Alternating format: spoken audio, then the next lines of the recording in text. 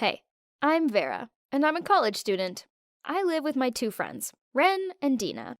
I've been friends with Ren since middle school and Dina since high school, so when we all talked about college, it just made sense to go to the same one and to rent a house together. One evening, I gave up on studying as my eyes had gone blurry, so I went downstairs where Ren and Dina were watching Love is Blind. I quickly squeezed myself in between them, but the problem was, we only had one small couch, and my butt's not the smallest. Dina whined that my arm was digging into her ribs, and Ren moaned that she was too squished up. Sick of their whining, I tried to move. Only, I couldn't. I was stuck. After a moment of silence, Dina started to laugh. Soon, we were all in fits of laughter. I guess it was pretty funny. The next day, Ren was on her laptop when she turned it to us and showed us a picture of a light gray armchair that was for sale at a nearby secondhand store. "What do you think?" she asked us. We all agreed that the armchair was a good idea. Out of all of us, Dina contributed the most money towards the armchair, as she had more savings than the rest of us did. One evening, we were sitting down eating popcorn and watching horror movies. I'm a natural-born fidgeter, and I'm also a wuss when it comes to scary films, so the others made me sit on the armchair. I curled up in the corner of the armchair and sneaked a peek behind my arm. Bad idea, as I managed to look during the scariest bit. I panicked and grabbed the arm of the chair's cushion surface so strongly that I almost burst it. I tried to push it back before the others noticed what I'd done. That's when I saw something stuck under it. I reached inside and pulled out so many envelopes. There was money in each of them, and lots of them were left down there. Guys? I showed Ren and Dina one of the open envelopes. They helped me flip the armchair and remove the rest of the envelopes. We discovered around about $200,000 hidden in it. We skipped class the next day and sat down and had a serious discussion about how to use the money. Ren and Dina were both demanding 60% of the money each. Ren said she deserved more as she'd found the armchair online, while Dina argued that she deserved more as she'd contributed the most towards it. But hello, I was the one who discovered the money. You don't deserve it. You just spend it all on those vile hair products you use. Newsflash, they make your hair look limp and stink. Dina shouted at me. Her words hurt, so I snapped back at her that she was a terrible flirt, and all the boys thought she was weird.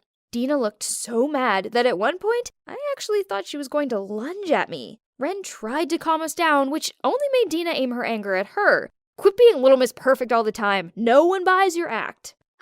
"Well, at least boys actually like me and don't think I have fat arms," she snarled back. This comment caused me to snort, which made Dina glare straight at me. "It's better than having a fat butt." Our insulting match went on for a while, and it got personal. In the end, we were all emotionally drained and feeling pretty rubbish about ourselves. Their words hurt. They were meant to be my two best friends in the whole world. Crying, we apologized to each other and hugged it out. Our friendship was too important to let some mystery money get in the way, so we decided to return the money to where we bought it. We went back to the secondhand store and asked the woman where the armchair had come from, as we'd found something important in it. The rude woman refused to pass on any details to us. Wondering what to do next, I picked up an envelope and looked inside. That's when I noticed the address written on a small piece of paper in the envelope. We drove there, but on the way, Ren received a phone call. It was a woman called Clara who'd claimed to be the one who'd sold the armchair to the secondhand store. Apparently, the storewoman had rung her up saying there was a problem with it and had passed on Ren's number, as it was on the store's buying records. We told Clara the address we were going to and said she could meet us there. When we arrived, another car pulled up behind us. It was Clara, who said she had no idea who lived at this house. We explained to her how we'd found something in the armchair, but we needed to talk to the person at this address about it too. We walked up to the door. A middle-aged woman opened the door for us, and she looked so shocked to see Clara. When I showed the woman the envelope and asked our questions, she burst into tears and told us everything. Turns out, the woman had an affair with Clara's father, and they even had a child together. For 20 years, he sent her money, but she always sent it back to him. It was only until a few months ago that the money stopped. Clara said that her father died a few months ago. He loved that armchair, so she'd sold it, as it was too painful for her to keep it. She had no idea about the money hidden in it, or about her secret half-brother. The lady begged Clara to forgive her, as she didn't mean to be the third person and wreck another family. Crying, Clara said she loved her father, and nothing could change that. They hugged each other, and suddenly, a guy around my age ran from the house in tears and also hugged them. Oh my God, we have never seen such a beautiful scene. We have never seen such a handsome guy. And just looking at my two friends, they didn't seem to be able to keep their cool anymore. They all agreed that the money would belong to the son. 3 of us got in the car and sat quietly for a pretty long time. I honestly don't know why I was silent. I was just seeing my two friends seem dumb and serious. Suddenly, Ren said, "He's mine." And Dina replied, "Sorry? Who is yours again?" I drove back as Dina turned in the passenger seat so she could squabble it out with Ren, who was on the back seat. The money can't break our friendship, but I'm really worried this handsome guy will do it. Hey, my name's Penelope, and I live in a small town. It's the kind of place where everyone knows everyone. Seeing as there aren't a lot of school options in town, me and my group of friends have been growing up with each other since forever. There's my BFF, Laura, and then there's the guys, Chris and Jimmy. It's always been the 4 of us. We call ourselves the Fantastic Four, which may sound dorky, but we didn't care as we had each other.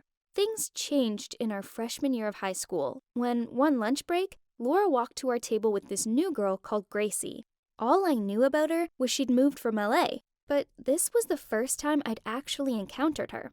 Gracie was really pretty, with sun-kissed skin and perfect hair. I've been trying to follow the e-girl style. I find it so cool and cute at the same time.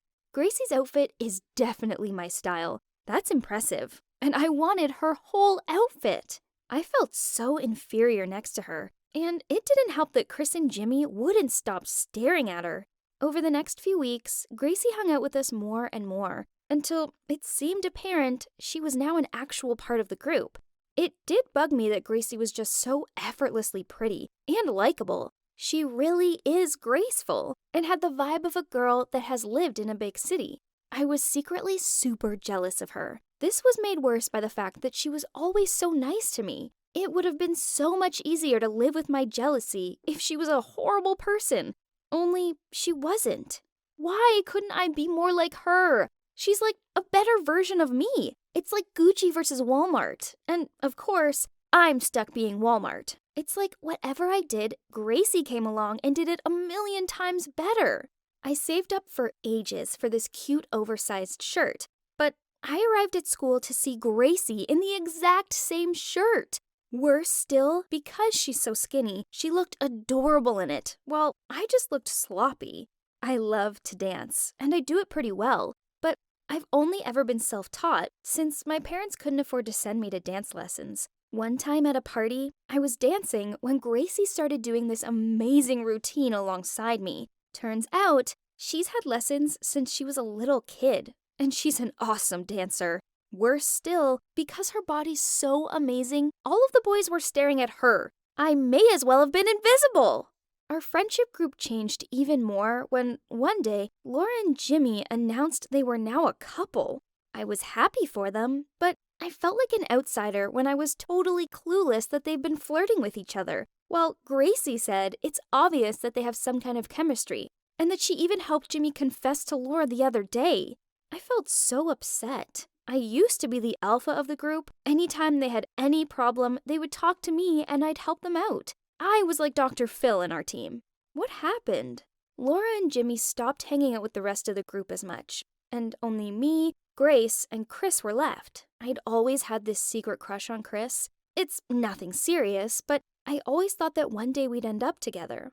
Then, Gracie appeared and changed everything. I couldn't compete with her, so I didn't even bother trying. I watched with distress as she seemed to grow closer to Chris. My group was falling apart, and Gracie was the cause. I resented her so much. She'd come along with her pretty e-girl look and nice-as-pie personality and ruined everything. I slowly drifted more apart from them and hung out with some troublemakers in senior year. They smoked, skipped classes, broke rules, painted graffiti on school property, and so on. It wasn't really my style, but I guess my loneliness had led me to find the wrong kind of friends. One time, Gracie caught me walking alone at school during lunch break, and she asked why I hadn't been around as much lately. I told her I'd been hanging around with some cool seniors, and I asked her if she wanted to join us. I didn't expect her to say yes, but she did. This annoyed me. Was she planning on stealing this group of friends too? I took her with me anyway, and thought maybe they could scare her and make her drop her big girl from big city type of vibe. We met the group, and they said that they were going to skip school and do something fun this afternoon. Gracie looked totally freaked out. She totally wasn't the skipping school type. I laughed inside and shaded her. Let's go, Grace. You must have done this a lot back when you were in LA, right? She smiled awkwardly and nodded. This one guy kept hitting on her, and she looked so uncomfortable. She looked at me for help, but I pretended not to notice. I secretly took delight in her discomfort. At some point, he kept trying to touch her thighs and such, and it finally broke her. She pushed him away and ran away crying. I instantly felt terrible, so I ran after her. I found her in tears, so I apologized for putting her in that situation. I confessed to her that I only did it because I was jealous that she was so perfect and everyone liked her. She stopped crying, wiped her tears away, and said, "What? Jealous of me? What do I have to be jealous about?"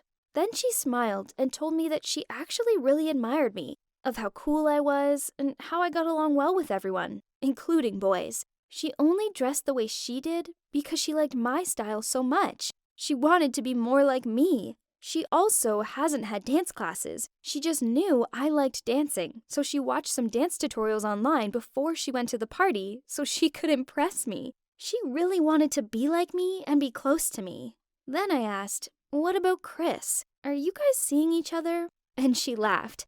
"No, he actually saw that I had successfully paired up Laura. So he's been asking for my help to confess to you. He likes you, not me." So turns out we wanted to be more like each other, when in reality, we were fine just being ourselves.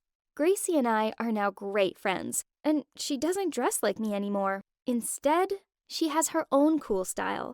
As for Chris, I'm planning on telling him exactly how much I like him. We might not be the Fantastic Four anymore, but I guess that being the Fantastic Five works even better. Hey guys, Stephanie here. I have a question for you. Promise to be honest, okay? Have you ever had a crush on one of your teachers? If yes, I guess you could somehow relate to my story. I'm going to tell you all about my super fine boyfriend, Joseph. I put so much effort into winning him over, but trust me, he was worth every second. So this all began last year when I was a sophomore at college, majoring in performing arts. When it came to boys my own age, talk about boring. I didn't pay much attention to them as they were so childish and honestly, they just annoyed me. If I had to choose between dating some immature jerk or staying single forever, there was no contest.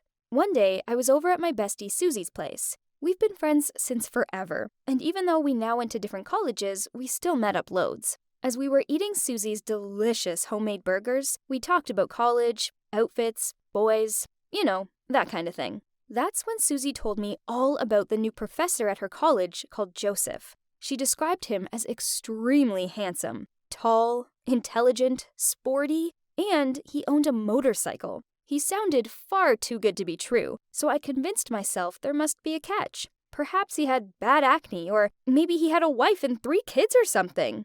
He doesn't have acne, he's not married, and he looks like this. She held up her phone. On it was the image of a seriously hot guy. I grabbed the phone off her and scrolled through his social media pictures. Jeez, this guy was so fine. So what if I'd never met him? I knew I needed to make him mine.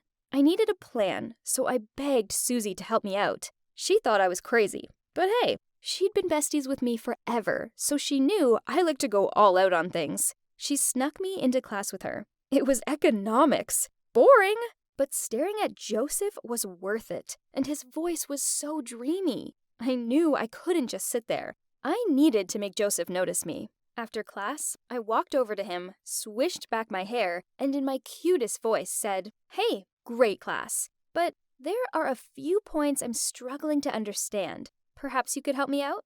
He looked a bit awkward, but he agreed. I blabbed out a few questions about the class, and he waffled out some answers which I didn't understand. I knew I'd have to do better than this to keep his attention, so I continued to sneak into the class. One time, I pretended to fall out of my chair and feigned blacking out. I even dabbed white powder under my eyes before class so I looked extra weary. My hope was that he'd rush over to me and carry me to the infirmary. But no, some stupid other guy had taken that chance from him. Worse still, this doofus was so clumsy that as he was carrying me through the doorway, he knocked my arm against the door frame. Ouch! I bit down on my lip and kept my eyes closed. Jeez, why had my amazing plan turned into a disaster?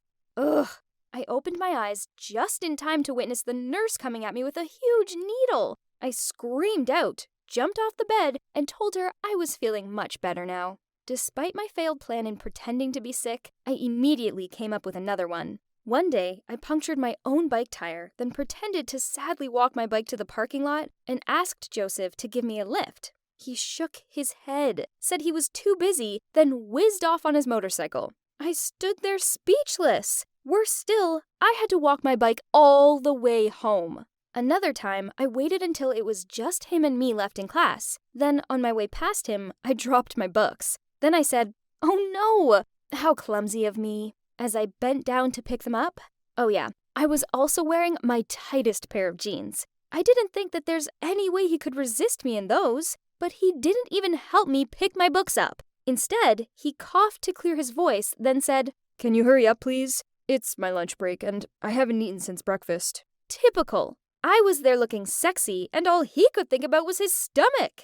I wasn't going to give up now. I hadn't attended a bunch of yawn-inducing economics lectures for nothing. So, thanks to my social media snooping, I knew Joseph's birthday was coming up.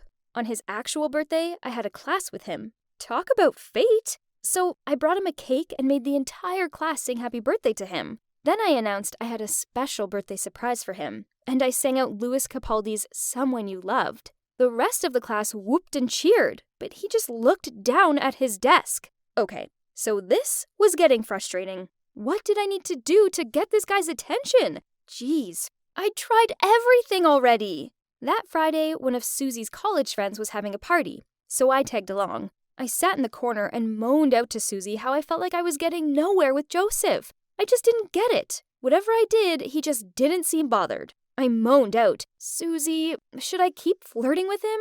He didn't even lay an eye on me. He was such a tough guy, you know? Like an old boot. In fact, a rock had more personality than he did." Then Susie gave me a sign, but I kept saying, "And maybe he was gay or something?" Like, you see, he showed no interest in girls. That's when Susie hit my arm, and when I looked up, I was completely shocked. Joseph was right there looking at me. While I froze in shock, he shook his head, then stormed off. Without even thinking, I immediately stood up, rushed after him, and apologized. He ignored me and hopped onto his motorcycle, so I jumped onto the back of it and refused to move. "Please, I didn't mean what I said. Please, just listen to me," I begged. In the end, he passed me a helmet and told me to put it on. I couldn't help but feel excited. I'd wanted to ride on the back of his motorcycle ever since I'd first seen a picture of him on it. OMG. Now it was actually happening! Okay, so this wasn't how I envisioned it, but still, this was amazing. And I made sure to hug my arms tightly around his waist, purely for safety purposes, of course. After about 10 minutes, he stopped at a deserted road. I thought he was going to shout at me, but instead, he turned around and smiled at me. Wow! Without the frown on his face, he looked even hotter. "So, what were you saying about me earlier?" he asked. Nothing. It was just a misunderstanding." "That's funny, because it sounded like you thought I had no personality, and, what was it? Oh, yes, you think I'm gay." I'm sorry. You might be gay. It doesn't matter if you are. You have a great personality." Suddenly, he leaned forward, and kissed me. OMG, talk about amazing! I was shocked, but so happy, even though I didn't know what was going on. As soon as he pulled away, I pulled him back so we could continue kissing. Then he said, "I'm not gay, and I like to think I have a dazzling personality. I just like playing with you, but it seems like there must be a long time for you to be more mature. But it's okay. I'd train you then. Be my girlfriend." Turns out, he'd noticed me too, but he wanted to see what happened first. Also, he thought I needed to grow up a bit, as my stunts, although amusing, were a bit on the childish side. But he also found the amount of effort I went to get his attention flattering. He told me how he'd only shown up at that party as he'd overheard me talking about it at college, and he wanted to come just because of me. I don't go to his classes anymore, which gives me far more time to concentrate on my actual classes. But we are now an official couple, and I couldn't be happier. So this is the story of how I ended up with the hottest boyfriend known to mankind. My advice to you is to be bold in the pursuit of love. As if you just sit around waiting for it to drop on your doorstep, well, you'll be waiting forever. Go get him, Tiger. That's what I did, and it totally worked for me. So there's no reason why it can't work for you, too. Hey there, I'm Connor, and something really creepy happened to me, so I'm going to tell you all about it. I have to warn you, though, it's on the spooky side. So there's a chance it may freak you out so much you have to sleep with the lights on. There's also a chance you won't believe me, and that's up to you, but please remember that this is real for me.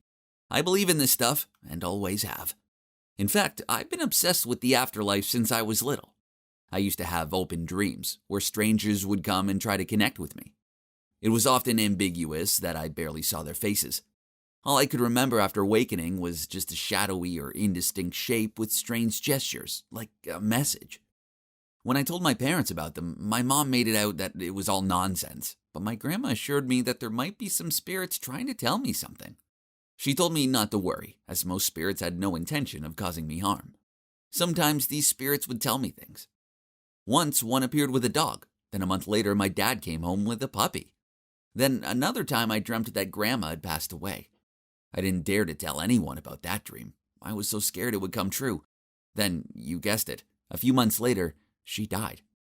I came to dread those dreams, and worst of all, now I didn't have Grandma to confide in about them. To be fair, as I grew older, the dreams stopped, but my fascination with the afterlife didn't. I knew not to mess around with this kind of stuff, as doing so was bad news. Grandma had always told me that. But then I started dating Jennifer, and I really wanted to show her this side to the world. So I bought a Ouija board from Amazon. Well, it's a flat board with letters and numbers on it that's used as a gateway to the spirit world. I knew the rules. Never try this at home, as that was asking for trouble. The last thing I needed was to unleash a poltergeist or something worse in my house. Also, never ask the spirit to show themselves. So the plan was to sneak into the old house in my neighborhood that had just sold and was currently empty. I told Jennifer about my plan. She'd never done anything like this before, and although she was skeptical, she was also excited. That's what I love about her. She's so brave and adventurous. We met in the house's front yard at 3 a.m. as we planned, and both of us were seriously in the mood when we were trying to break into it. Yeah, I know, this sounds bad. But we didn't want to make a mess of the place or anything, we just wanted somewhere empty where we could test out the board. Firstly, we set the mood by lighting candles, incense, and burning sage. Before I started, I grabbed Jennifer's hand and said out loud, "Please don't show up, evil forces." Then I placed a silver coin on the board to deter bad spirits. Then we both placed our index fingers on the planchette, which is a movable pointer, and took a deep breath. I called out into the darkness, "Is anyone there? If spirits are living here, please talk to us." Nothing. Not even the slightest bit of wind. Jennifer laughed, and this annoyed me. I suppose she could tell from my face that I was mad. So she smiled at me and said, "I'm sorry, let's try again." Then placed her finger back. Then I said, "If there's anyone there, we would like to make contact." I was getting goosebumps right at that moment. And the wind started to pick up. The stillness broke, and the darkness around us seemed to move. Excited, I yelled out, "Is anyone there?" Then it got super crazy. Like it was this scene from a movie with dirt swirling around us. The planchette started moving slowly. Jennifer looked at me and said, "What are you doing?" "It's not me, I promise," I replied. I looked up at her, and the moment our eyes met, we knew the planchette was moving by itself. I continued asking, "How many spirits are there?" It took a minute of silence for the planchette to move to 1. It was becoming interesting. "Are you a good spirit?" It moved faster. Youguess. Okay, I considered it a yes and continued questioning it on some simpler things. "Can I know your name?" The answer was Sameasher. At this point, I could hear Jennifer freak out. It was kind of creepy because I didn't call her name even once. I said, "If you're really here, prove it." Jennifer jumped up. "Hey, we promised not to ever ask it to prove its appearance." Suddenly, a gust of wind came out of nowhere and blew out one of the candles. Jennifer yelled at me to stop this now. Then she ran out of there. I quickly said to the spirit, "Nice to know you, but it's time for us to go. Goodbye." And at the same time swept the planchette over the goodbye symbol on the board to quit. Then I picked up the stuff and chased after Jennifer to check if she was okay. She was completely freaked out and told me she was never doing that again. The problem was, I couldn't stop thinking about the spirit. The new owners would soon move into the house, so I didn't have many opportunities left to go back there. So 1 week later, again at 3 a.m., I persuaded my daredevil friends Austin and Miguel to meet me there. I set the board up, and we began. I asked a few questions, and nothing happened at first. Then after a while, the board kept pointing out meaningless letters. I actually thought it was the others messing about. They soon got bored and all thought it was just my imagination all the time. Feeling annoyed, Austin left to go to the toilet, and Miguel and I carried on. I believed in my previous experience, so I persistently continued asking, "Do you know who's in the toilet now?" But still, the board only gave out random numbers. When Austin came back, Miguel gave Austin the numbers we'd recorded and said that this time it might not work and we should just go. The color drained from his face. It turns out the numbers were his own social security number. Austin began accusing this of being a setup. I told him it wasn't. I guess he was curious as he sat back down and joined in. And that's when Miguel asked a stupid question. "How much longer is this loser Connor kid alive?" I gave him a dirty look and said, "I told you not to joke around." Then the planchette started moving, stopping on the number 1, then 0. 10 years. I only have 10 years left. This was awful. I was too young to die in just 10 years' time. But no, the planchette continued to move. And to my horror, I watched it go between the letters D-A-Y-S. "Quit it, guys. This isn't funny," I shouted out to them. They stared back at me with a mixture of shock and fear. Okay, I was pretty sure they hadn't moved it. They urged me to end the game and go home, not forgetting to tell me to never play this game again. Easy for them to say. They're not the ones being told they will die in 10 days. I couldn't stop thinking about what happened. It was awful. I was so stressed out it took me ages to fall asleep. Then when I eventually did, I had an open dream. I dreamt of a spirit girl who was walking to school with me. Then suddenly she pushed me into traffic and a car was coming. I woke up in hot sweats. 3 days later, I sneaked to the house again by myself and asked only one question. "How much longer do I live?" And she answered, 7 D-A-Y-S. So it couldn't be a random answer. The spirit was counting down my remaining days on Earth. 3 days later, I still couldn't stop myself from going there and repeating the same question again, and the answer was 4. I couldn't just wait to die. I had to do something. So I told my parents about it, but they didn't believe me, and even scolded me for playing weird games so late at night. On the day my time was meant to be up, they saw the state I was in. I couldn't stop shaking and refused to get out of bed. There was no way I was going near a road today, so my mom rang the school and said I was sick. Then she stayed home from work and barely left my side. That day went so slowly, but nothing happened. It's a month later now and I'm still alive. I did end up grounded for 3 months for sneaking out at night and terrifying my parents. When my punishment's over, there's no way I'll be taking the Ouija board to any more empty houses. In fact, I've stuck it in the attic and that's where it's staying forever. So that's my story. You can decide for yourself if you're willing to try it or not. But my main advice to you is don't meddle with this stuff, as it's definitely not worth it.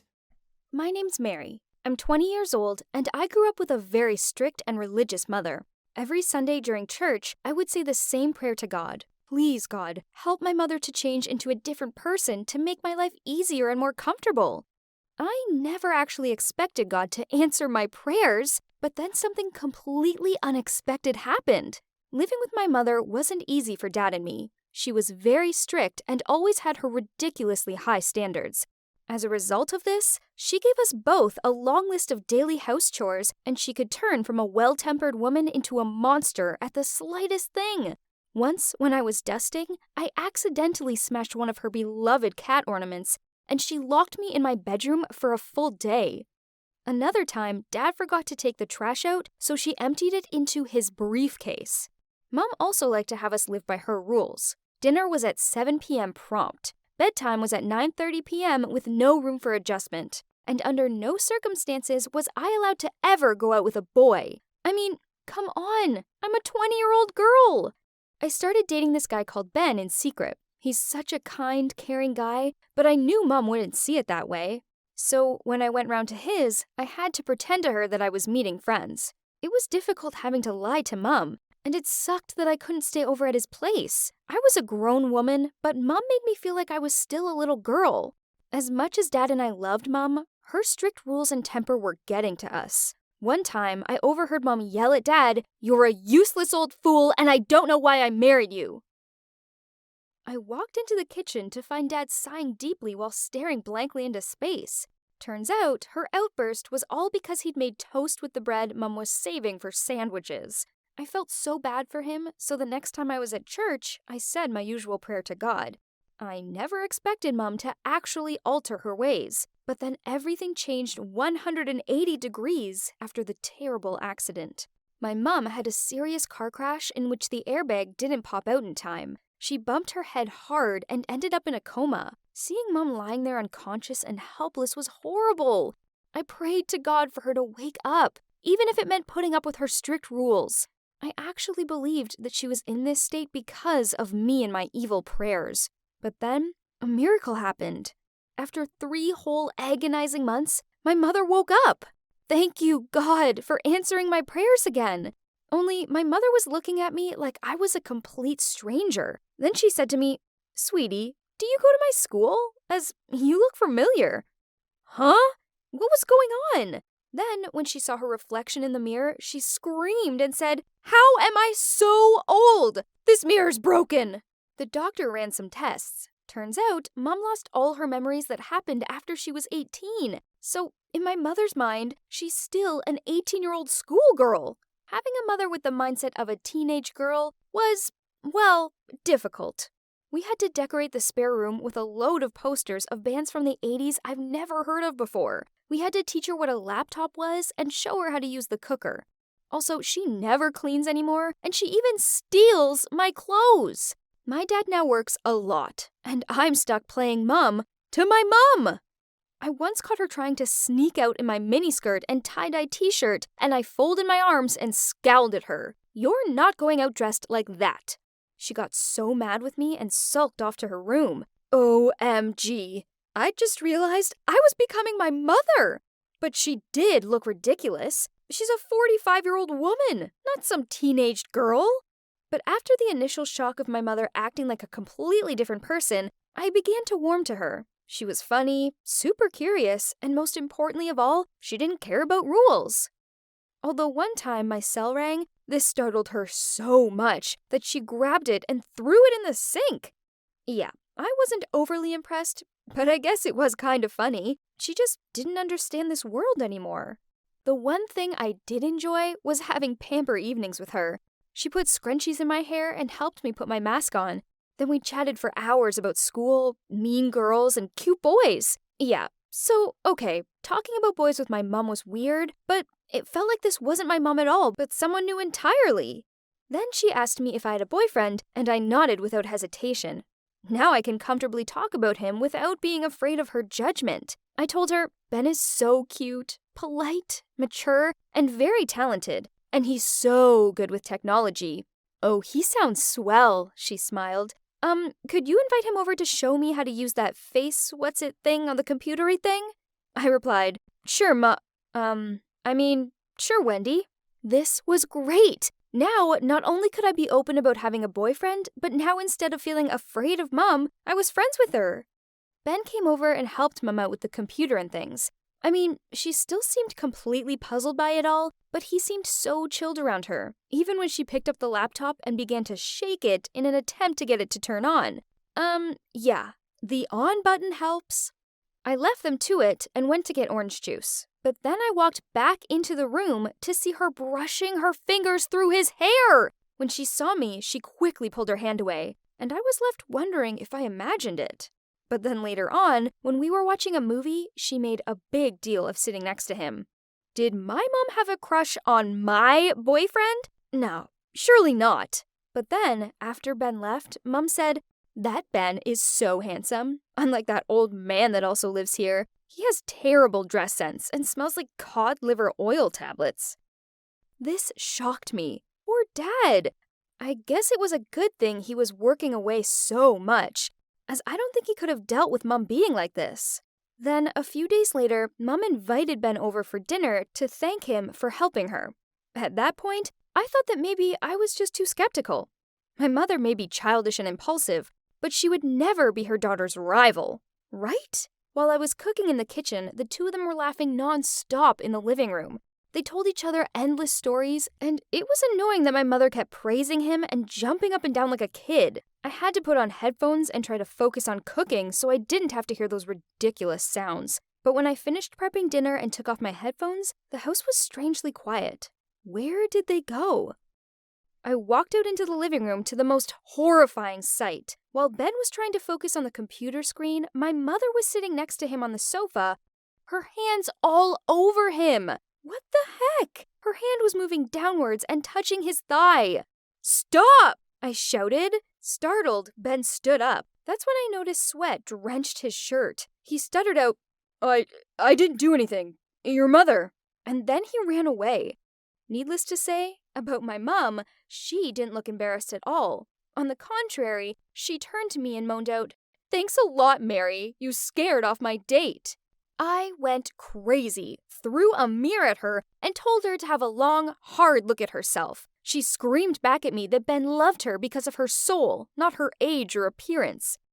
And you know what? My mom and Ben are now texting each other. I don't know what's more shocking, that my mom's trying to steal my guy, or that she actually figured out how to text. Ben showed me some of the messages, and they're so bad, I actually thought I was going to vomit. One message said, "Please, Ben, I want to meet up in secret and kiss you and things. Mary never needs to know."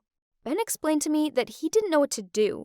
He says he loves me and never wants to risk losing me, but he didn't want to be rude to my mom as he knew she wasn't herself. Poor Ben having to deal with all this. From now on, I'm keeping Ben and my mom apart. So I've gone from having a secret boyfriend to having a mom who wants to kiss my boyfriend. My life is crazy. Please, God, I don't recognize my disciplined, strict mother anymore. And as challenging as it was to be around her, I miss her, and I just want her back. Have any of you ever worn braces before? If you have, I feel for you. I really hope your experience was better than mine. I thought braces would make my life so much better, but oh boy, was I wrong. It all started because of how ugly my teeth were. They were short and had such big gaps between them. My friends sometimes made jokes about them, and it really hurt my feelings, but I tried to hide how I felt and laugh along with them. Because my parents worked away all the time, I lived with my grandparents in New Jersey, and they never thought there was any problem with my teeth. They said they'd grow as I got older, but honestly, I couldn't handle the teasing anymore. Eventually, I decided to take matters into my own hands. Every time my parents sent me pocket money, I'd save every cent. By my senior year of middle school, I'd finally saved up enough money, and so I went to the dentist and asked him for braces. My dentist said I need to wear them for about 2 years, and I thought that wouldn't be such a big deal, right? I mean, a few of my friends had braces too, and they still looked pretty, but unfortunately, that wasn't the case for me.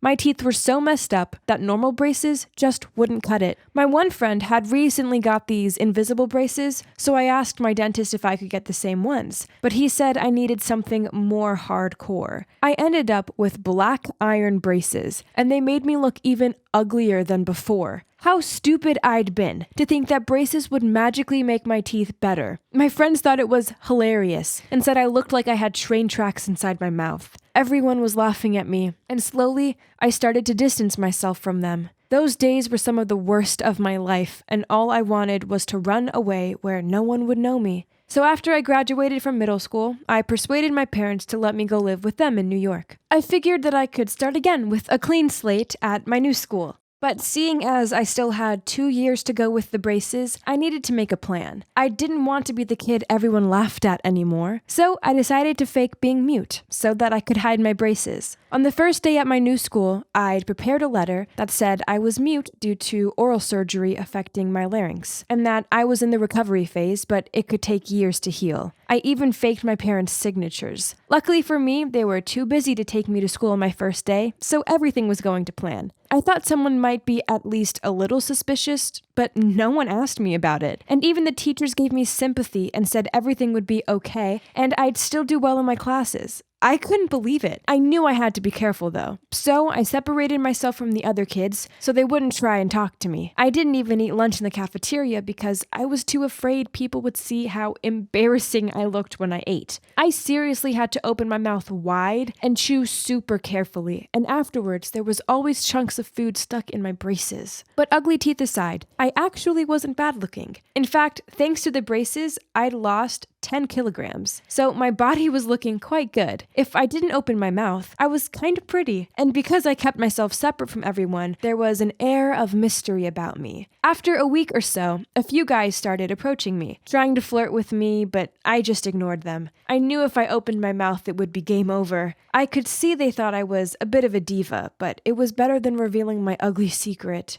There was one guy called Jake that I secretly liked though, and I knew he liked me too, as he always tried to speak to me. But of course, I ignored him, and it made me feel so bad. Anytime he came up to me, I'd pretend to be busy or act like he was invisible. I wish I could just be honest with him, but then he wouldn't be into me. I mean, what guy wanted to date a girl with braces like mine? And as for the girls, they didn't like me one bit. One time, a girl in my class called Angela tried to ask me a question, and I just walked away from her. She shouted after me, asking me why I was being so rude, and said that no one had ever ignored her before. She was the most popular girl at school, and ever since that day, she started to treat me so badly. I heard her whispering to her friends that I should be at a school for disabled kids, and then one day she even came and told me that to my face. I was so upset. This school was just as bad as my old one. I didn't understand how people could be so mean. But that was nothing. It was about to get worse. One day, I woke up with a cold. I couldn't stop coughing and sneezing, but there was no way I could miss school as we had an exam that day. I decided to wear a face mask so no one would see my braces if I had to cough or sneeze. When I finished the exam, I was at my locker and suddenly the biggest sneeze came. I ended up sneezing 5 times in a row, and afterwards I said, "Jesus!" out loud as a reflex. Then I panicked. I was supposed to be mute and I'd just spoken. What if someone heard me? Well, someone did. I turned around and Angela was standing there with her friends. They were looking at me in shock, and Angela said, "I thought you couldn't speak, Then she walked towards me and reached out to pull my mask off. Suddenly, Jake appeared and stopped her. He told her to back off, and then he stood there protecting me. No one had done something so nice for me in years. That's when Jake and I started hanging out. We would go to the library, for walks in the forest, and even play piano together. I used a small notebook to write down whatever I wanted to say to him. And of course, I just smiled, never laughed when I was with him. But then one day he leaned in to kiss me, and the worst thing ever happened. The thought of his lips touching the metal braces in my mouth made me disgusted with myself. So when his lips touched mine, I got such a fright I basically headbutted him. And when I realized what a stupid thing I was doing, blood was pouring out of his nose. Both of us frantically tried to stop the bleeding. I felt so ashamed of what I'd done that I had to try so hard not to cry in front of him, and he also blushed shyly. After that, it was hard to fully relax with him. Even though I liked him so much, I was so afraid that he'd catch a glimpse of my monster teeth and then break up with me. Little did I know what was just around the corner. One morning I was walking to my locker when I realized everyone was staring at me. I felt so self-conscious and didn't understand why they were all looking at me. And then I saw it. Plastered across my locker were tons of photos of me, and they were all of me from middle school, from when I hadn't worn braces to when I had it full of my mouth. They were the worst photos ever. I was ugly and fat in them, and I couldn't believe someone could be so cruel. As I stood there in shock, Angela walked up to me and said, "You're a liar, a monster pretending to be a mute little princess. Well, the truth is out now." Then she turned to everyone watching us and told them I really could speak. Turns out her cousin was in my old middle school. They'd been hanging out, and she told Angela that I wasn't mute and hadn't had any surgery and that I just had ugly teeth. When she triumphantly walked past me, my anger flared up, and for a moment I lost control. I rushed in and pushed her down the hallway. Then I jumped in to sit on her back and started pulling her hair. And then I saw blood, and that's the moment when I realized I'd taken it too far. Her front teeth had broken when she'd fallen. Everyone was taking photos. I was sitting on Angela's back, holding her hair, and my mouth was wide open, revealing hideous braces. Jake was also present in the crowd and looked at me in awe. I don't know if it was me or Angela who was more humiliating in this situation.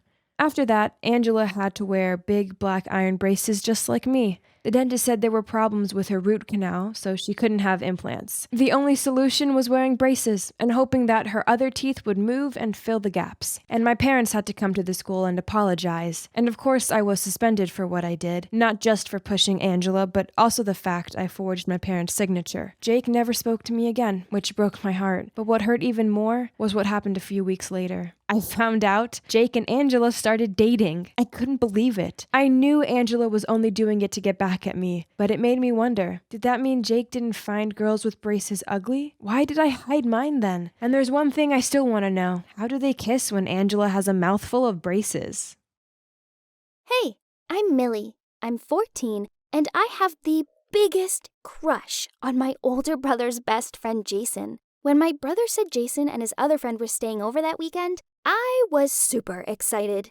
Things got even better when my parents planned a last-minute trip away, and our cool Aunt Cheryl came to stay with us. We both knew that she'd be too busy binge-watching her fave soap opera to care about what we did. That's why she's the coolest aunt. So I decided to also throw a slumber party, and I invited my two best girlfriends, Jane and Rosie, over. My plan was that we could order pizza and ask my brother and his friends to join, so I'd have a chance to hang out with Jason. I knew they'd say yes. I mean, when did boys ever turn down pizza? After we all ate loads of pizza, we watched scary movies together and played games. It was really fun. So fun, in fact, that even my usually moody brother couldn't stop laughing. I wore my cutest pajamas and was extra nice to Jason, making sure he always had a drink and stuff. We played 2 truths and 1 lie, and the boys lost. So we made them give up the mattresses in my brother's room for us to sleep on, as sharing my bed with 2 friends was kinda uncomfortable. The boys had to carry the mattress to my room and make the bed for us. It felt so good to be able to have one up on my brother and boss him around. Rosie and I got into my bed, and Jane claimed the mattress, as she tossed and turned loads in her sleep. For fun, we ordered the boys around a little more. I made them check the room for spiders and to take the trash downstairs. Then, Jason turned off the light for us and said goodnight before they went back to their room. That was so sweet. We chatted for a bit. Then Jane said she felt left out, so she crawled into my bed. It was too cramped for me to sleep, but that didn't seem to stop the others from drifting off. I kept thinking about Jason and how I was sure he'd been looking at me as he turned the light off. I went downstairs to get myself a glass of water, and on the way back to my room, I heard noises coming from my brother's room. I listened outside of the door. They were playing truth or dare of some sort. I heard them teasing Jason about liking one of us and said that the next dare would be to sneak into the girl's room. Worried that they'd walk out and see me, I quickly ran back to my room. I didn't even have time to climb into my bed, so I threw myself onto the mattress and laid still. Then, a while later, I heard footsteps. It must be Jason. His shadow got closer to me, and it felt like he was leaning down. And then he kissed me! OMG! I tried my best to pretend like I was asleep. Then I couldn't hold it in anymore. I kissed him back. He gently stroked my hair, then left. I couldn't believe it! He liked me too? And that was my first kiss ever! The next morning, I woke up early, did my hair, put on a pretty dress, and made pancakes for breakfast. I made one in a heart shape for Jason, which I set up on the table. But when everyone came downstairs, my brother took that heart-shaped pancake and gave it to Jane before I could do anything. Did he like my best friend? Ew, no way! After everyone left, I immediately told my brother he couldn't like my friend, but he told me that she liked him too. He said he knew I liked Jason, so we should join forces and help each other out. That kinda sounded like a sweet deal, so I agreed. My brother set up a movie date for Jason and me by saying it's just a normal weekend hangout. Then he bailed out last minute. The date was perfect. I accidentally touched Jason's hand when we both reached for the popcorn. I thought that this was it. It's time for me to talk to him frankly. So after the movie, we grabbed a drink and I said to him, I know you like me. Let's stop acting as if nothing happened. He looked confused and laughed. Then I went on more specifically. You know, that night you came into my room? But he kept looking really lost, saying that he didn't go into my room that night at all. Then his phone rang. It was Jane calling him. Her picture showed up on the screen. Why does he have her phone number? He picked up and told her he'd be over shortly. I immediately asked him about it. Then he stuttered, saying that actually, he and Jane had just started dating. They first met at my slumber party and had exchanged social media accounts and have been talking to each other nonstop ever since. He also said that they were thinking about how best to tell me and my brother about this. And thank you. If it wasn't for you, I wouldn't have met Jane. But what were you talking about before? Continue. Stunned, I quickly replied with, Gotcha! I was just kidding. It was a dumb dare. My brother dared me to prank you because I lost a game to him. I made my excuses and swiftly left after that. I felt completely mortified. When I arrived home, I threw a tantrum and told my brother everything, including the part about me overhearing them playing Truth or Dare and the kiss. He just sat there listening with his mouth wide open. And then things all came to light. They dared Jason to go into the girls' room and draw on our faces, but he refused, so he chose Truth instead. And he answered a question saying that out of all the girls, he liked Jane the most. After that, my brother felt uneasy. He was confident that Jane had eyes on him too, so he pretended to go to the bathroom, and then he came into my room. And before he could stop himself, he kissed Jane, and she kissed him back. But turns out, it was me! I was the girl who was lying on the mattress! He then screamed at me. Why did you suddenly switch beds? While I screamed back, you stole my first kiss?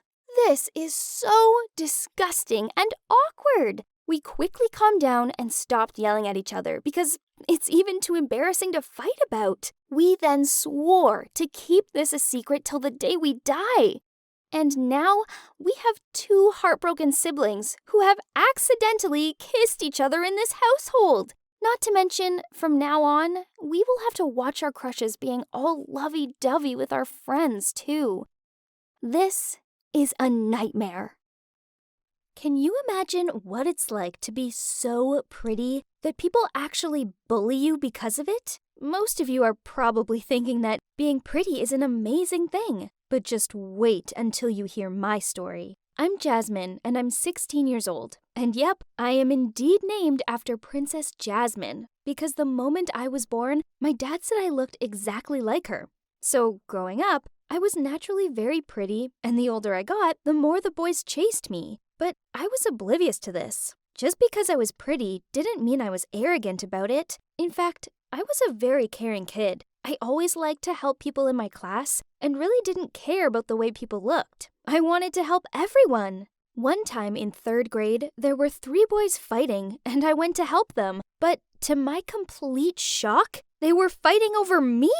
Our teacher eventually broke up the fight and had to split them all up and make them sit on the opposite side of the classroom, away from me. I was so shocked. Why would people fight over me? Well, by the time I was in 5th grade, I'd gotten even prettier, and at one point, there were 5 guys fighting over me. One day, 2 of those guys, Jack and Tyler, were both running towards me from opposite sides of the playground. I was just standing there watching them come towards me, and I panicked and quickly jumped out of the way. They both ended up bashing into each other and fell over. Honestly, it was so funny. I helped them up, but inside, I was dying of laughter. Most girls would probably love getting attention like that, but it drove me crazy. I just wanted people to like me for who I was, not because I was pretty. Even though I got tons of attention from boys, the girls didn't like me. There was one girl called Mia who hated me so much, she actually bullied me. She would always go out of her way to do horrible things to me. Like this one time where she jumped on me in gym class and broke my right arm. She pretended it was an accident, but I know she deliberately did it.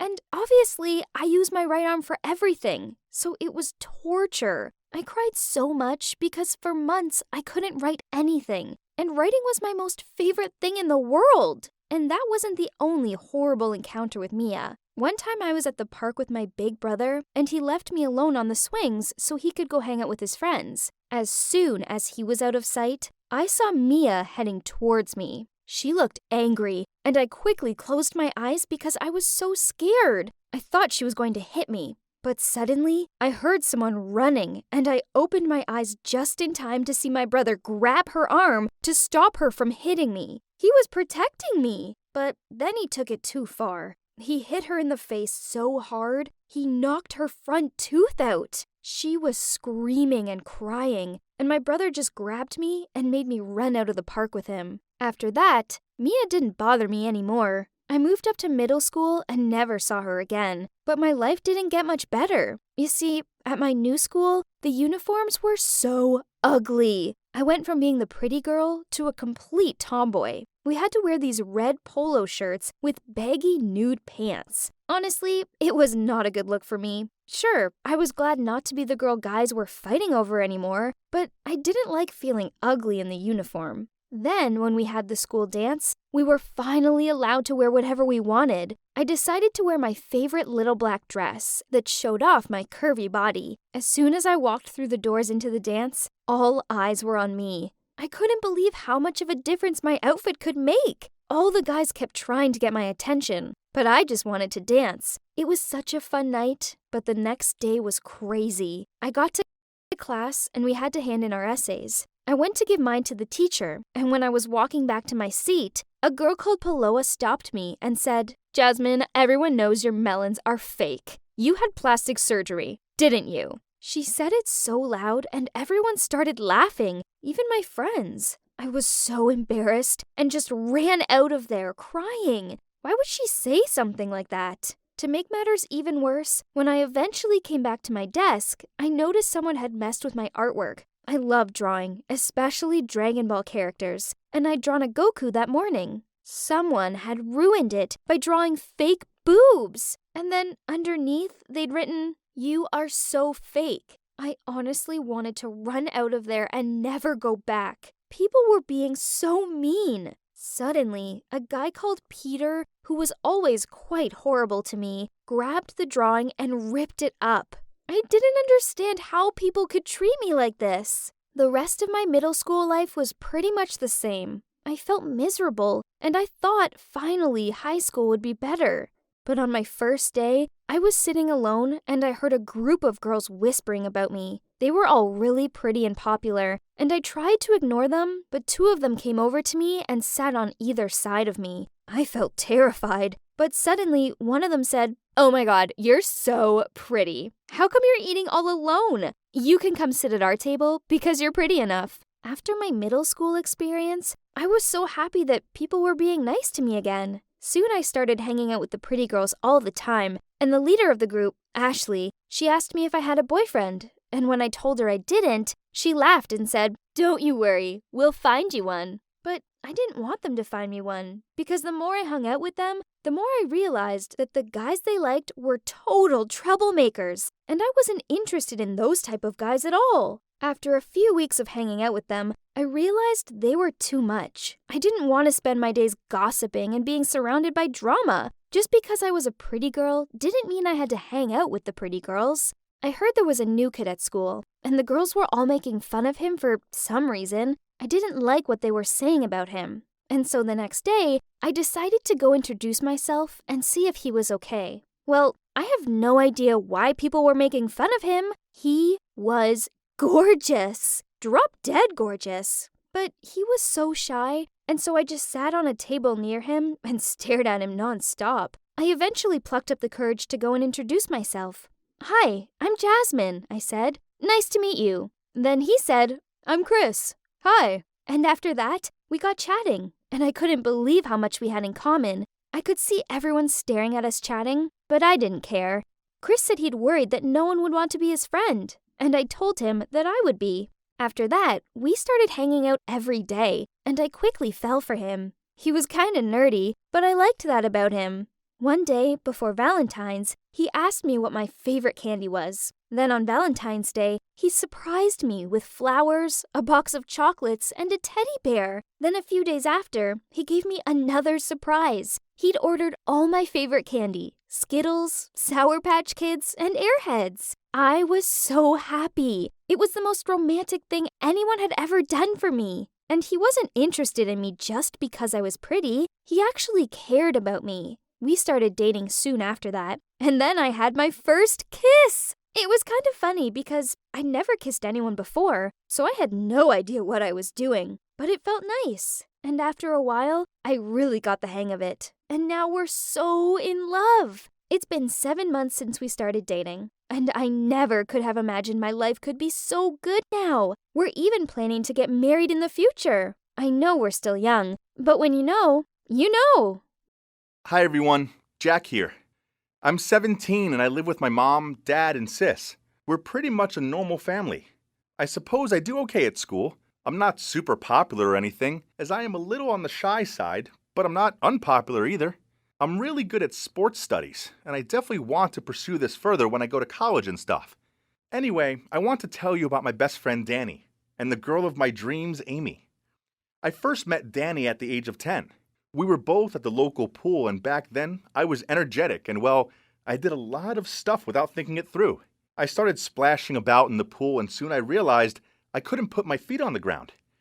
I couldn't swim, so yeah, this was bad. I began to panic and tried shouting out for help, but a load of water ended up in my mouth. Then Danny appeared and helped me over to the shallow end. Turns out he was new to town and was starting at the same school that I went to. After that, we became best friends. Danny's this effortlessly cool, stylish, and handsome guy. He was always more popular than me, and all the girls liked him, but still, he chose to be friends with me. Being around him was great fun. We hung out, played football, and goofed around. There's this girl from school called Amy. She's popular and beautiful. She always wears these pretty dresses, and well, she just stands out. Problem is, I wasn't the only one to notice this.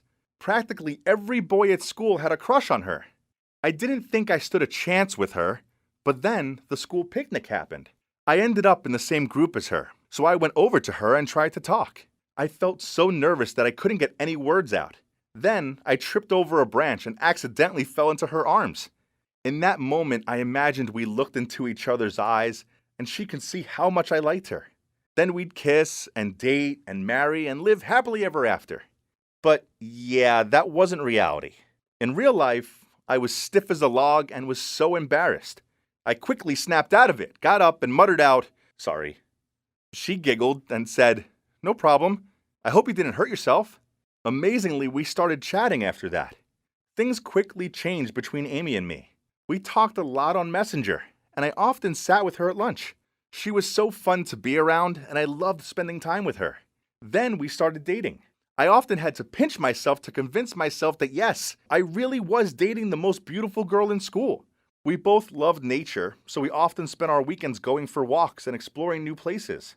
Our first kiss happened in my room. We were meant to be working on our science project, but I couldn't stop staring at her. She was just so beautiful. So I leaned over and kissed her. It was like fireworks were going off around us. Talk about magical. After that, we became pretty much inseparable. I often went out to restaurants with her family, and she regularly came over for dinner with mine. Things were amazing. She was my princess. With her around, I felt so happy, and I couldn't imagine my life without her in it. Then one night, she texted me, "I love you." This made me smile, and I sent back, "I love you too, Amy." Then, to my surprise, she messaged back, "What is love anyway?" I didn't understand what she meant, but before I can send another message asking this, she sent me a video of her with Danny, my best friend Danny. Then she messaged me, "This is what real love looks like." Couldn't believe what I just saw. I immediately threw my phone across the room. I was so heartbroken. How could she do this to me? And with my best friend? I cried days and nights. It was horrible. I felt like I'd never be happy again. I rarely cry, so my family was really worried and tried every way to console me, but nothing they said or did could cheer me up. Worse still, I was dreading going back to school and having to see them together. They didn't make it easy for me. As soon as I got to my locker, I saw them there, kissing. Word got around that they were very much in love. So much for her ever loving me. It hurt so much. Danny didn't seem to bother that he'd hurt me. That's the problem with Danny. He doesn't think sometimes. He just goes after what he wants without a care for who he stomps on in the process. Plus, we weren't as close as before anymore. Ever since high school started, he'd been hanging out with some bad guy. I told him that Amy was a liar and that she would soon go off him, but he just shrugged and said, "Whatever." I know you're probably wondering why I stayed friends with Danny after what he did.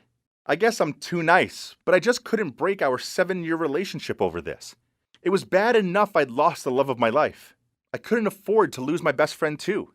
Yes, I felt betrayed and angry, but Amy had made her choice, and it wasn't me. Then one night I was on my way home on the metro. The only free seat was next to Amy, so I sat down next to her. At first it was awkward, and neither of us spoke. Then I asked her, "Why did you cheat on me?" She replied, "Well, Danny's the richest, most popular, and best-looking guy in school. I only used you to get closer to him." This was horrible to hear. I was so mad that I chose to stand for the rest of the journey back. The next day I tried telling Danny what Amy had said. He told me I was just being jealous, shoved me, and yelled at me that I needed to stop being so bitter. We didn't talk for 2 weeks after that. I felt so lonely, but it turns out neither Danny nor Amy were the people I thought they were. Danny tried calling, but I ignored his calls. He also sent me some lame apology messages, but I didn't reply. Then one day, he showed up on my doorstep, gave me chocolate, and asked me to go for a walk in the woods with him. I took my GoPro with me. As I said before, I love nature. I always film the scenery on my walks. I asked him if he truly loved Amy, and to my surprise, he said that girls were like chewing gum. You had to chew till the end and then spit them out. He said he would use Amy one last time, then finish with her, then let his friends have her. Then he would move to another city and do it all over again. This was shocking to hear. I knew he could be reckless, but I didn't think the boy who saved my life when we were 10 was capable of being so cruel. I told him I never wanted to talk to him again, and I stormed off. My GoPro had been recording the whole time, so it was about time I took revenge on my shattered heart, wasn't it? Thing is, as mean as Amy has been, I still care about her. I thought about it a lot, and eventually decided that she deserved to know the truth, so I sent her the recording. Even after seeing it, she made out I'd edited it to make Danny sound bad, as I was just jealous. I knew that her parents thought she was so sweet and innocent, so I told her that if she didn't split up with Danny, I'd send them the video clip. She tried to resist at first, but soon she gave up and begged me not to show it to them. I later found out that she'd continued to see Danny in secret for weeks after that, but eventually, she saw the dark side to him. She even came up to me at school and thanked me for trying to help her, and apologized for hurting me. I didn't try to save her from Danny because I was feeling sympathetic toward her or anything like that. Instead, I believe that witnessing a crime is as bad as committing it. I guess that as mean as Amy had been to me, I didn't want to see her hurt, especially not by that jerk. Actually, after that, she's even reached out to me once and asked me to be her boyfriend again. But of course, I wasn't a fool. A leopard can't change its spots. So I made it clear to her that my answer was and would always be no, and that we should just stay friends. While me and Danny, we aren't friends anymore. I have other friends, but it's hard, as a part of me does still miss him, but I don't like the person he's become. Thanks for listening to my story. I hope that you guys don't go through what I did, but if you do, I hope you find the strength to do the right thing, however hard this may be.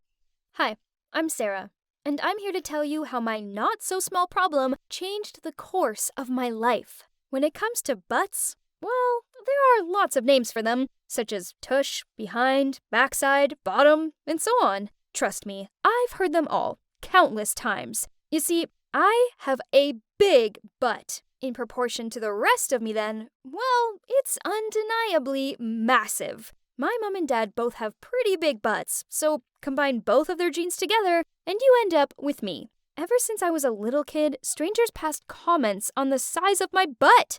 I remember being in a grocery store once, innocently looking in the candy aisle, when a woman came up to my mom and said, "Your baby, is she all right? Because her backside seems to be very big." Yeah, seriously, some people were that rude. And the older I got and the bigger my butt grew, then the worse their comments became. Teenage me, well, I had a hard time. At the time when I hit puberty, my butt became even more enormous than boys didn't look at my face anymore. Instead, they only seemed to notice my butt. One boy was staring at it so hard that he walked straight into his locker and gave himself a concussion. Then there were the seats at school. I mean, why did they have to be so tiny? I'd rather stand up than try to fit in them. But no choice for me, I had to literally squeeze myself onto it, then do a wiggle routine to get out of it, and in fact, whenever I tried to sit down, someone always pointed and laughed at me. Talk about awkward. This popular girl called Mary always went out of her way to tease me. One day, I was wandering down the hallways when Mary stuck her foot out and tripped me over, and then said, "No one likes you, tushy face." I looked up at her, and that's when I realized I'd had enough. I must do something to stop this. As she triumphantly walked past me, my anger flared up, and for a moment, I lost control. I rushed in and pushed her. The next moment, she fell down the stairs and lay there unconscious. I stood stunned watching her. I hadn't noticed that we were standing near the stairs. Seeing that, her group of mean girls rushed in and started to hit me. I just couldn't do anything but lay on the ground and keep my head. Then, a voice piped up at the back of the crowd. "Leave her alone. It isn't her fault that she has a big bum." It was this girl called Anita. After that, we started hanging out more, both in school and out of it. Having Anita by my side made me feel stronger, and the mean comments about my butt size didn't bother me so much anymore. My life at school got a bit better. Then one day, this rich kid at school was holding a huge senior party at his family mansion. For the first time in a long time, I felt confident enough to go. I arrived at the party wearing my cutest dress. I saw Mary with her large gang of wannabes, but I knew there'd be lots of trouble if she saw me, so I chose to avoid her. Then I spotted Thomas, the most handsome, sweetest guy I knew. I'd pretty much had a crush on him since preschool, but I'd always been too self-conscious to tell him about it. "Go and talk to him." Anita gave me a gentle nudge forward. "Go on, before Mary gets to him first." My nerves took over, so I said to her, "But what if he isn't interested?" She rolled her eyes at me. "Not gonna happen. Now go." He seemed happy to see me, and we both hung out and drank a lot. Then we snuck off upstairs to the master room. We sat on the bed, and he looked at me, like, really looked at me, then said, "I really like you, Sarah, and I think you're the most beautiful girl in school." I blushed. This was the sweetest thing a boy had ever said to me. Then he leaned in and kissed me. OMG, talk about amazing! We were passionately kissing when the door burst open and someone shouted, "Why are you with her?" It was a furious-looking Mary. She continued yelling at us both and even tried to hit me, but Thomas protected me. Then he took my hand and led me out of the room. Mary continued to shout mean comments at me, but I didn't care. Thomas liked me, and she just needed to deal with it. A week later, Thomas asked me out, and I said yes. Being his girlfriend was the best thing ever, as he made me feel so special. Suddenly, having a big butt didn't seem to matter. In fact, Thomas said it only added to my beauty. Then one day at school, I was sitting in class when an announcement came over the speaker. "Sarah Montgomery, please report to the principal's office right away." The principal said that Mary's parents had reported the fight between me and Mary, and I was the one who started it first. So I was expelled. I was so mad that I didn't even bother clearing up my locker. Instead, I just stormed out of there. I ended up at a different school, and I tried my best to focus on my studies. I wanted to go to college and study drama, as I loved acting, and believed my unique body shape would be a big selling point in the industry. Thomas and I continued to date. He always supported me and made me feel like I was capable of doing anything. I didn't see much of Anita anymore, but we kept in touch. One day, I was studying in a cafe when a man came over to me, passed me his business card, and told me that with a butt like mine, I could make serious money modeling. So that's how I became a photo model. Turns out the man hadn't been lying about the money. Okay, so I wasn't an actress yet, but I earned loads. Finally, the part of my body I was so ashamed of made me super successful. I paid off all my college fees and gave my parents back all the money I'd loaned off them. A few months later, I was on a date with Thomas, and in the middle of dinner, he bent on one knee and pulled out a ring and said, "Sarah, will you marry me and make me the happiest man alive?" Overcome with joy, I shouted out, "Yes, yes, yes, I will marry you!" Finally, the day of our wedding arrived, and I was so excited. After everything I'd been through, I was finally going to marry my charming prince. I had the most amazing fairy tale dress and the perfect castle venue. Better still, Anita was there as my maid of honor. As I was dancing, I saw Jack, who was my drop-dead gorgeous cousin, and he just came to join my wedding party. Anita had always been looking to meet him. I was so excited and decided that tonight was the perfect time for Anita to get access to him. I went looking for her, but she wasn't on the dance floor or by the bar, so I searched upstairs. I was about to open one of the doors when I heard a male voice coming from within. "I'll try and get some money off her. Just give me a few weeks, okay?" Then I heard a girl's voice say, "But honey, we need the money now, and I don't like Sarah. She's more butt than person."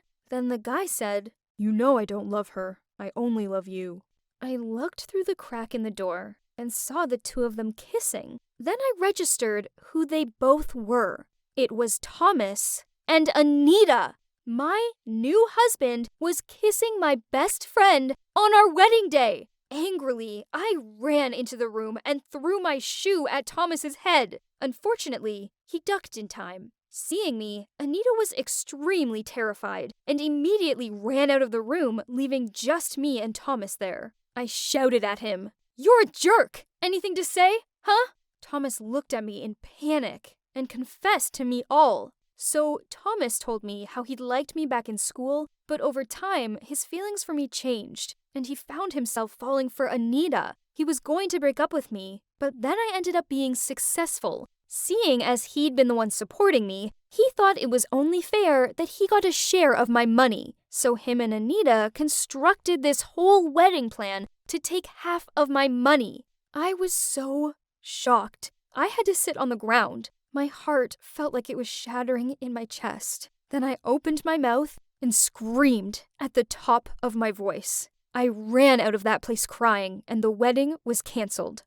I'm not gonna lie, it's been hard. Being betrayed by the man I loved and my best friend was painful. I shed a lot of tears over them, but I refused to shed any more. Turns out, Thomas wasn't the man for me, but I believe that my perfect man is out there somewhere. My backside may be exceptionally large, but I'm still a real person with real feelings. I only wish the world was more understanding, but for now, I'm using my butt to progress in my career, and I have a feeling I'm gonna be just fine. Always be you, and never let anyone take away your shine. If you try so hard to fit in and be normal, then you'll never find out how truly amazing you are and how you were born to stand out.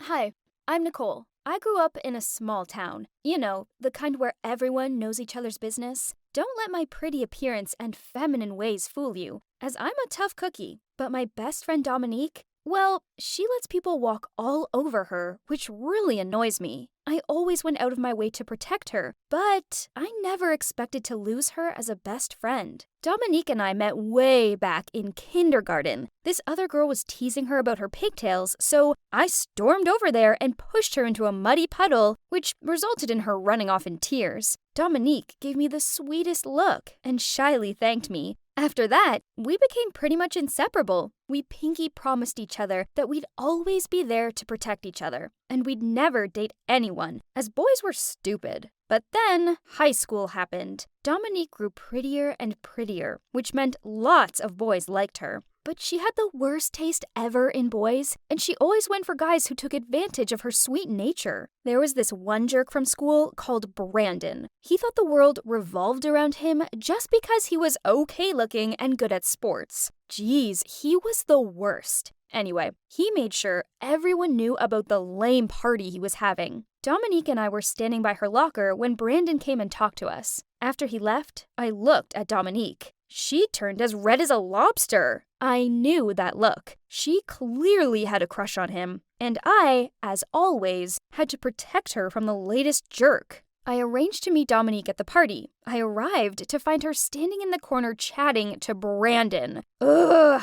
I hurried over to them and started talking about odd things like how beautiful the weather was. Dominique noticed my weird behavior, so she asked Brandon to get us some drinks, then asked me what was up. I said to her, "Why are you hanging out with this guy? Don't you know how he treats girls like you?" She replied, "Girls like me? What's that supposed to mean? I don't need a babysitter. You can't tell me what to do." Then she walked off in a huff. Whatever, she could be that way. I was trying to protect her from a guy only after one thing. She didn't have to be so crass about it. I hung out with some of my other classmates, but continued to keep an eye on her. She barely left Brandon's side, and I noticed how he kept supplying her with drinks. When it got to the point that she nearly fell over, then giggled about it, I knew she'd drunk enough. I went over to her and told her I was taking her home. But Brandon had other ideas. He grabbed a bottle and announced that all of us were going to play Spin the Bottle. Ugh, could this night get any worse? Smirking, he passed me the bottle and said, "Ladies first." I snatched it off him. Jeez. I hoped the bottle didn't stop on Brandon, as I would probably throw up if I had to kiss his gross lips. I spun the bottle and I swear it took forever to stop spinning. And then the bottle finally stopped on Dominique. OMG! I had to kiss her. She's my best friend. Talk about weird. Everybody was laughing and cheering, "Kiss, kiss, kiss, kiss." We looked at each other and blushed. Then she closed her eyes and leaned towards me. I told myself that it was just some dumb game and it didn't mean anything. Before I also closed my eyes and we kissed. My heart started to beat really fast and my hands began to shake. It's so strange. I didn't feel weird at all. Actually, it felt warm and safe. We kissed for 10 seconds, but for me, it felt like 5 minutes. Before I could properly process what was going on, Brandon passed her the bottle. Oh no, it was her turn. She spun the bottle and it stopped on Brandon. Stupid Brandon! Oh, hell no. She has to kiss that jerk? Brandon looked like all of his Christmases had come at once. Jeez, I seriously hoped that when it was his turn, the bottle landed on a dude. He just grabbed her hand, pulled her towards him, and kissed her. I mean, really kissed her. And she kissed him back. Oh no. I thought I was going to throw up. Everybody was cheering. Well, except for me. Obviously, they wouldn't quit kissing, so I pulled him away from her and told her that that was enough. But he flinched me off and told me they were just getting started. Then he continued kissing her. anger fueled me, so I grabbed Brandon and punched him in the face. Everyone was yelling at me, including Brandon, who made it clear I needed to leave his lame party. I looked at Dominique, but she glanced away from me. Then I saw Brandon put his arm around her shoulders. After that, I left without saying another word. I was angry, especially towards Dominique. She was my best friend, yet she chose to stay with that jerk over me. More confusingly, I couldn't stop replaying our kiss over and over in my mind. I'd dated a few guys before, but I'd never felt that way when I kissed them. With her, it felt like butterflies were in my stomach. Did I have feelings for my best friend? No way. I liked boys, right? My mood only worsened the next day at school. I was drinking coffee in the canteen when I heard some girls behind me talking about how Dominique had slept with Brandon last night. Talk about a surprise. I ended up knocking over my coffee in shock. Maybe I misheard them. So I turned around and asked the girls if it was true, and they all said yes. In that instance, I was just this empty vessel with no happiness left inside of me. When I saw Dominique in the corridor, she waved over at me, but I just walked away. The next few weeks were awful. I couldn't sleep, eat, or concentrate on anything. All I could think about was Dominique being with Brandon, and it made my heart hurt. I missed her smile, her laugh, and how happy she made me. Yep, I finally realized that I had feelings for my best friend, but she was in love with somebody else. I tried my best to move on, so I started dating some guy named Clay. He was kinda cute and a really nice guy.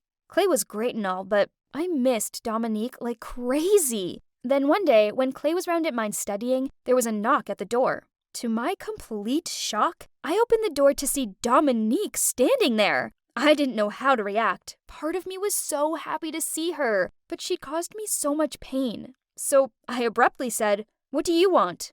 "Nicole, please hear me out. I'm so sorry about what happened at Brandon's party. I really miss you, and there's something else I need to tell you." I couldn't deal with this right now. I still felt so hurt, so I told her to go. Then I went into the house and left her outside. Later on, I received a message from Dominique. "Dear Nicole, I'm really sorry about everything. I wasn't a good friend to you. You protected me, but I didn't appreciate it. I'm so stupid. I realize now that you are the best thing that ever happened to me. I love you, Nicole. But I get it now. We're not destined to be together. I hope Clay makes you happy. Your best friend, Dominique." Dominique loved me. She loved me too. I needed to see her right away, so I ran over to her house. But when I got there, it was like the end of the world. She wasn't there. But not only that, the house was empty. I tried calling her, but her number didn't exist anymore. Her neighbor told me Dominique's father had got a new job, so they'd all left in a hurry, and she didn't know where they'd moved to. And that's it. Dominique had erased herself from my life. I didn't even have the chance to tell her how I felt. I just sat outside her empty house and cried. I broke up with Clay after that. Then, when I graduated from high school, I left the town that held so many painful memories about Dominique and moved to college in New York. After 4 years, I graduated and decided to stay in the city. One day, I was having my morning coffee in my favorite cafe when I saw this woman across the street. She looked so familiar. Could it be? I couldn't believe my eyes. It was her. It was Dominique. I narrowly avoided being hit by a taxi as I rushed across the street to get to her. "Dominique, is that you?" I shouted. She turned and looked at me. "Nicole? Oh my God, how long has it been? 5 years?" Then I noticed that she was holding a kid's hand. He looked around 3 or 4 years old. "Is that your nephew? He's so cute," I said. "Actually, no. He's my son. His name is Nick. I named him after you." It turns out, before she'd left town, she'd fallen pregnant with Brandon's child. She decided to keep the baby and raised him alone with her family. And she hadn't told Brandon about him. Having her back in my life was amazing. There's no way I was losing her again. So one time when I was over at hers watching a movie, I found the courage to tell her how I felt about her. At first, she was quiet, and my heart sank at the prospect of her rejecting me. But then she smiled and told me she loved me too, and that she always had. I'm so relieved that this time around, I didn't make the same mistake that I made when I was younger. I'm so fortunate to have another chance with Dominique, and I will never let her go again. Her and Nick are my world. Our mistakes don't define us. Instead, they're there to learn from, so in the future, we're more capable of making the right choices. As soppy as it sounds, I guess true love will always prevail in the end. It definitely has for me.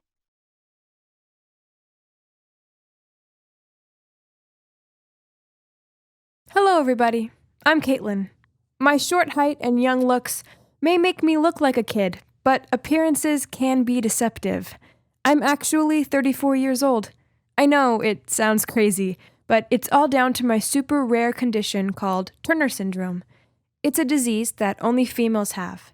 It means I only have one X chromosome, and as a result, it means I look far younger than I am. And I'm in the same height as your average 11-year-old.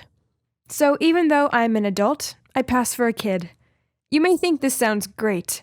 Sure, I can go crazy in a candy store without raising suspicion, but other than that, looking way younger than I am is hard to live with.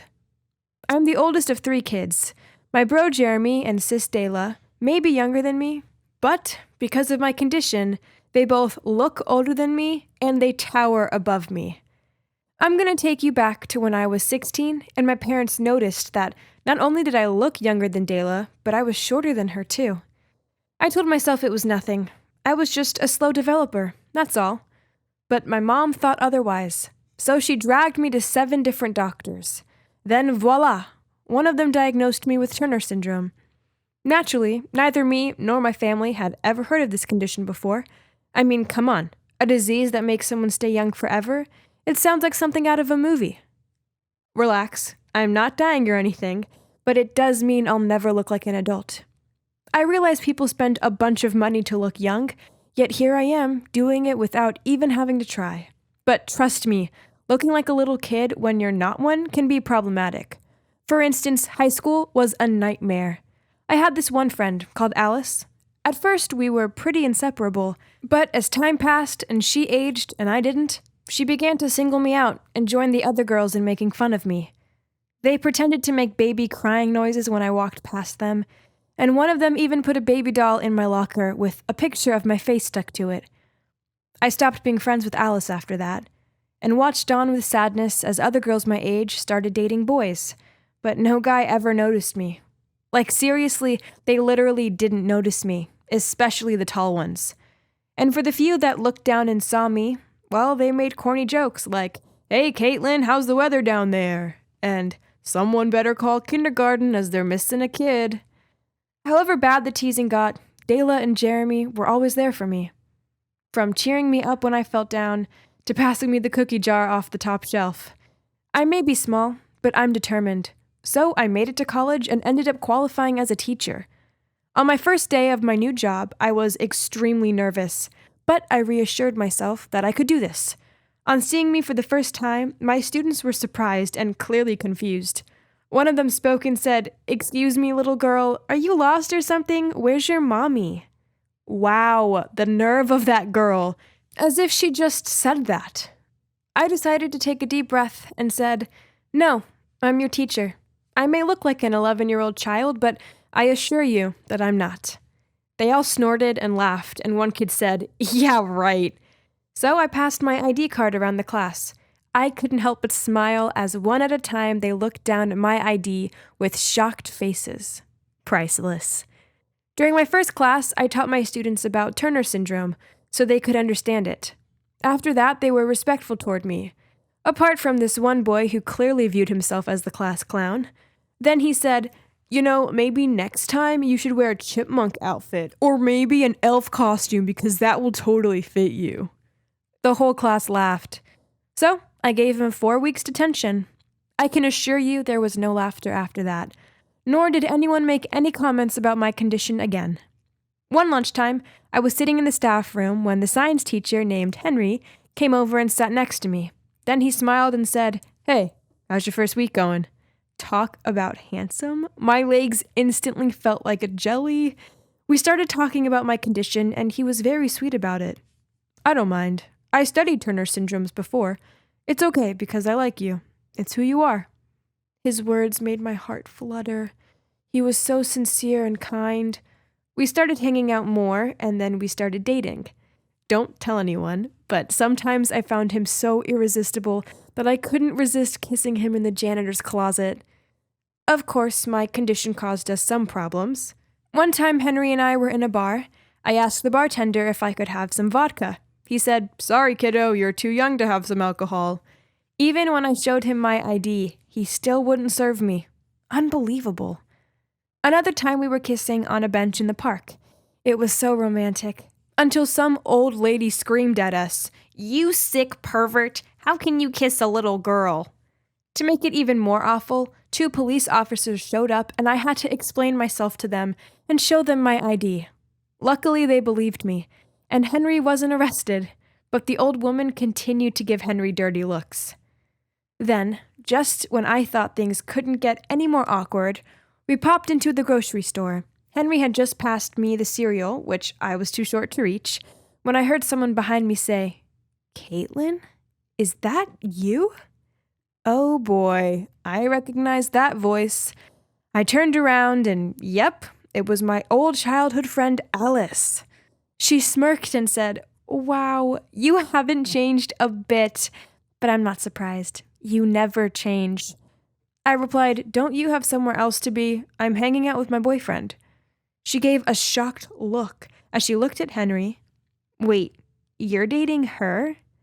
Isn't she, a bit on the short side for you?" He just shrugged and told her, "I don't care what you think of her, as she's the most amazing woman I've ever met." She flicked her hair and replied, "Why don't you date someone your own size? I mean, look at me. I'm beyond sexy."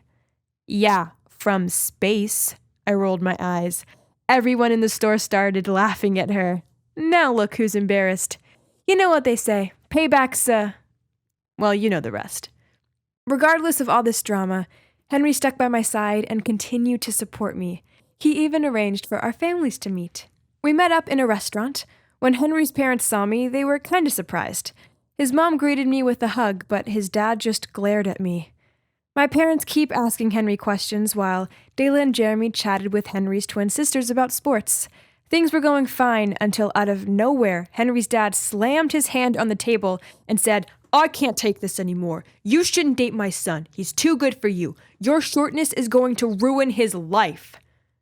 I tried to keep composed, but inside this hurt more than I can possibly express into words.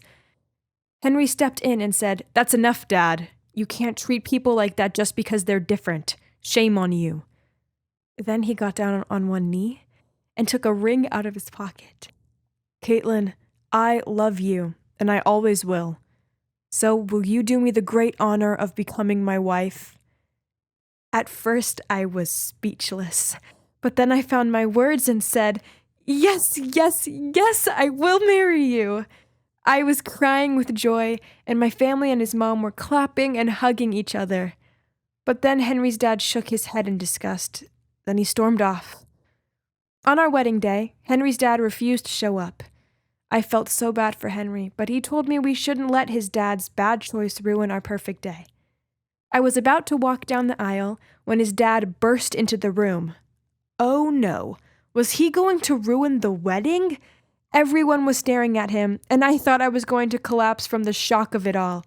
But then he said, "I'm sorry for how I acted. It was wrong of me to judge you on your condition. I would very much like to be here for your wedding if you'll have me." I cried out, "Yes, of course, take a seat." Our wedding day was magical, and so was our life together. Things are still going well for Henry and me, and I'm now the happiest I've ever been. I may have the appearance of a child, and yes, my condition is never going to go away.